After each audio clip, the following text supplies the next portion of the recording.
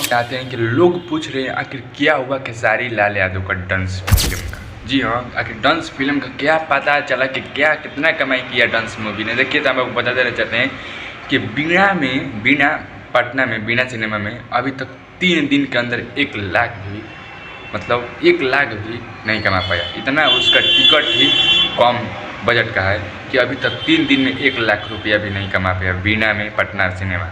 बताइए खेसारी लाल यादव को मतलब फिल्म चल नहीं रहा है। जितना भौकाल मज़ा था खेसारी लाल यादव का फिल्म का दबदबा था, वैसा खेसारी लाल यादव और धीरज ठाकुर उसका प्रोड्यूसर कुछ भी वैसा नहीं कर पाए। मतलब इवेंट रखने वाले थे, पीवीआर में इवेंट करने वाले थे, कुछ भी नहीं कर पाए खेसारी लाल यादव और उनके टीम। मतलब प्रोड्यूसर डायरेक्टर कुछ भी नहीं कर पाया। उसके बाद जो फिल्म का ट्रेलर जब रिलीज हुआ तो भौकाल मचा था और टीजर के बाद कुछ नहीं हुआ। मतलब टीजर के बाद भौकाल मचा था, ट्रेलर के बाद भौकाल नहीं मचा था। फिल्म ऐसे ही फ्लॉप हो गया भाई साहब। हमको